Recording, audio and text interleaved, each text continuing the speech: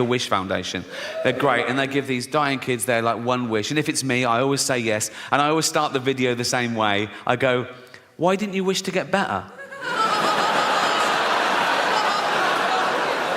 What, you fucking retarded as well? I don't do that either, okay? These are all jokes, all right? I don't even use that word in real life, the R word. You just used it, Rick. Yeah, in a joke. That's not real life, is it? I'm playing a role. You sounded pretty convincing. Yeah, because I'm good. You wouldn't level that accusation at other art forms. You wouldn't go up to Sir Anthony Hopkins and go, I saw you in Silence the Lambs. You a cannibal, are you? No, I was playing a role. Oh, seemed pretty convincing. Yeah. He's good. And I'm good, and that's why I do things well. Imagine if I came out here and did things not very well, so you knew I was joking. That'd be fucking retarded. Has anyone ever bothered asking the dolphins if they mind swimming with dying kids?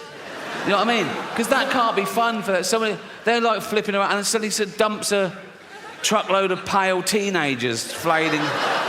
And the dolphin's like, what the fuck is this? What the fuck's this? Oh, fucking hell. Oh, let them do it. Oh, fuck. They're all dying. Of what? That one just stuck his fingers in my fucking blowhole. He's not going to be around for long, nor am I if I can't fucking breathe.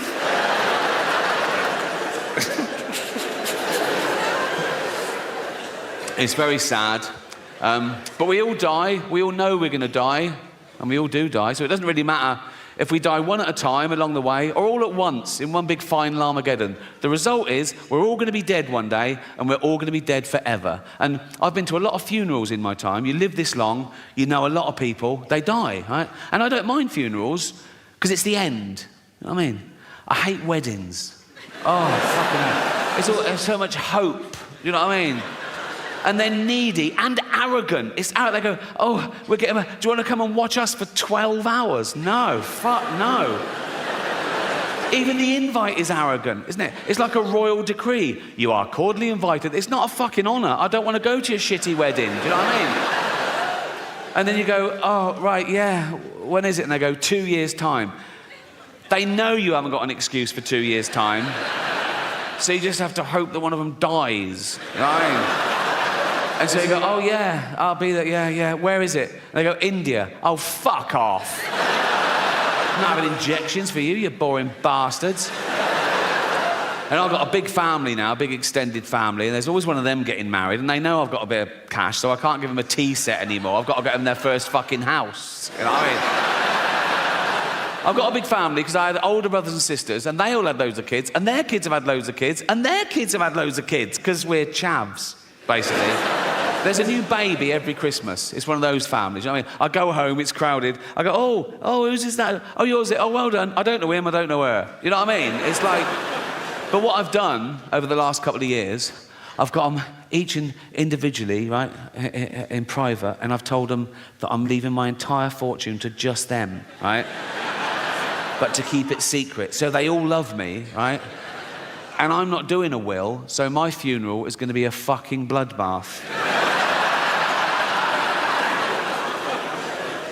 I'm at that age now where people ask me what I've got planned for my funeral. Even journalists say, oh, what's your funeral? I go, I haven't planned it. They go, no, I go, no, it's fucking depressing. Also, I don't care. I'll be dead. They go, don't care about what people think of you. No, I'll be dead. They go, what about your legacy?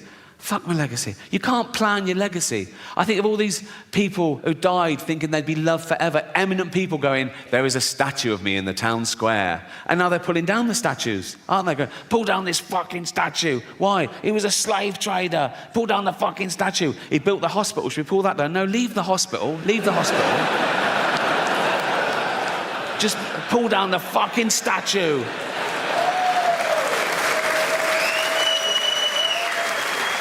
Pull down the statue and dump it in the canal. He built the canal as well. It doesn't matter, just pull down the fucking statue.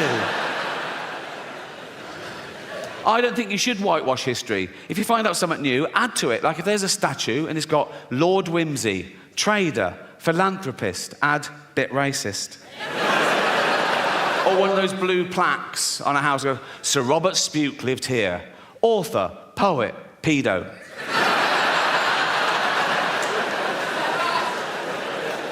I think we live too long. That's why we have time to worry about all this. We're not meant to live this long. As a species, we're about 300,000 years old as Homo sapiens. We've been around as hominids for a few million years. And of course, along with every other life form that exists at the moment, we've been evolving for 3.5 billion years. Everything that exists at the moment all came from the same little blob of organic matter 3.5 billion years ago. That's why it annoys me when people say, oh yeah, humans, we're the most evolved. We're not the most evolved. We're no more evolved than the slug or the snail. People go, oh, come on, look at them. Yeah, they got it right early doors. Nature keeps testing them. Do you want eyes? No. Not really. No. I have noticed one thing about the slug and the snail. Let's not split hairs, let's be honest. The snail is basically a slug with a shell on it, isn't it, right? But if you pull the shell off the snail, it starts giving it all, oh, I'm dying. And the slug is like, welcome to the real world, cunt. So yeah, we've been around for about 300,000 years. And for most of that time, we had the same life expectancy as every other wild ape, 35, 40, if you're lucky. You're born, you grow, you mate, you're playing with your kids, you get a cut, you go, oh, what's that, dead?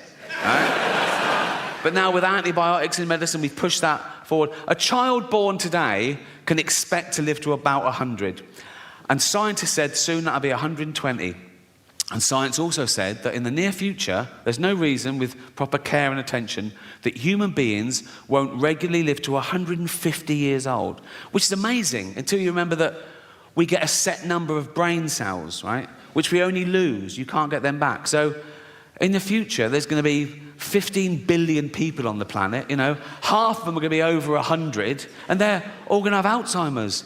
It's going to be like Dawn of the Dead. It's going to be fucking horrible. My auntie died of Alzheimer's. I don't know how you die of Alzheimer's. She forgot to live. Right? And for the last couple of years, she was in her home, and my cousin, her only kid, used to visit her like once a week, and it got more and more depressing because soon she didn't recognise him, and then she didn't know who she was, or you know, and then she died. And at the funeral, we were sort of reminiscing about the good days, some of the funny, absent-minded things she said and did, and we realised, oh, probably that was the beginning of the disease before it was diagnosed. And this is a true story. Once, my cousin went home from work, and he went in, and she went, your tea's in the oven, I've had mine already. He went, oh, cheers, Mum. And it was like a fish pie, right? He ate the fish pie, and he went, oh, God. And he ran upstairs, vomited, went back down and went, Mum, the fish is off, I've just been really sick. And she said, yeah, it made me really sick.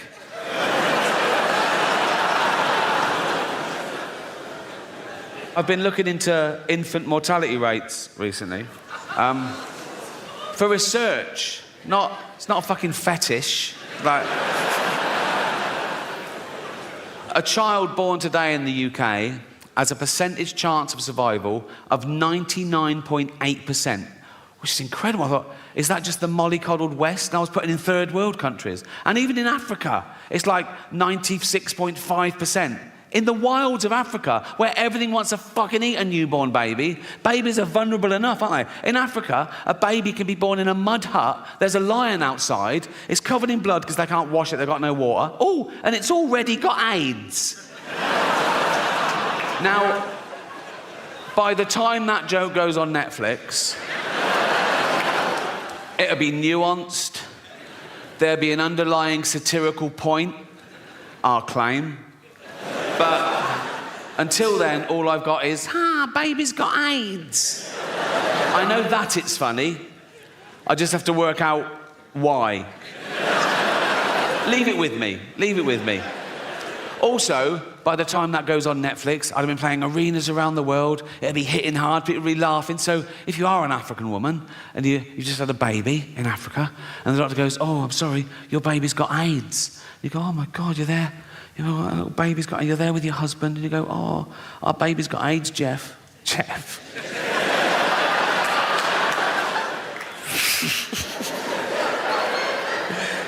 I know, Tracy, I'm gutted too, darling.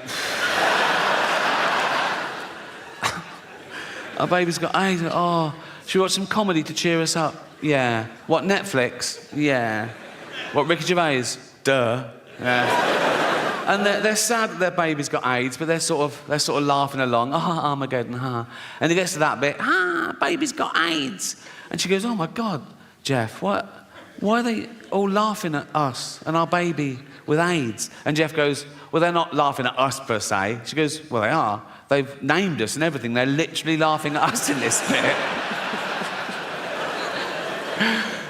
And Jeff goes, yeah, but we're a fictional couple with a fictional baby with AIDS. Anyone offended by that is a fucking moron. And then he goes, and at least he didn't do the accent. So... And then she goes, yeah, but only because Jane begged him not to. It's funny because it's true.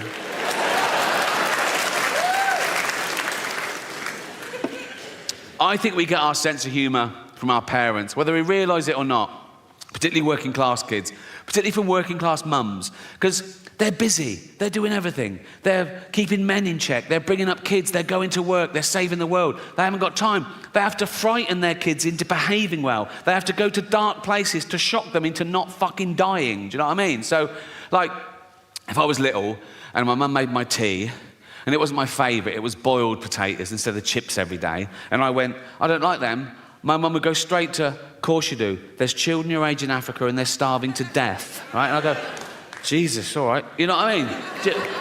The true story, I was 7 years old, right? And I'd been playing in the park and I came running in and my mum went, Ricky, come here, sit down. There must have been a local pedo incident, right? And my mum went, never go in the toilets in the park again. And I went, why? And she knew she couldn't explain paedophilia to a 7-year-old, right? But this is what she came up with.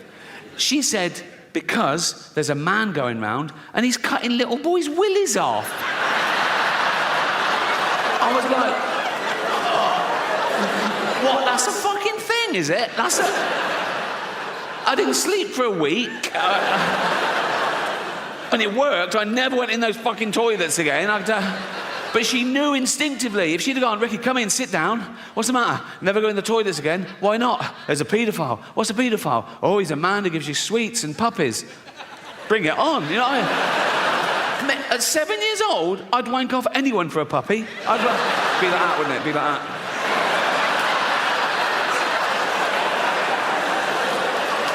Gonna get a puppy here. I'm getting a puppy. Gonna get a puppy, eh? Oh, fucking hell. Oh, I cannot do it left-handed at all. Fucking hell, come on. Have you been drinking?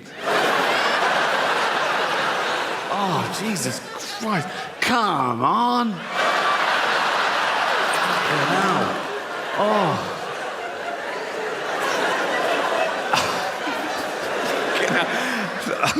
I've started, so I'll finish. Oh, fuck me. Oh, what sort of puppy is it? A what? A Labrador? Throw in a kitten, I'll give you a blowjob. I'll go over like that. Kitten, puppy, come.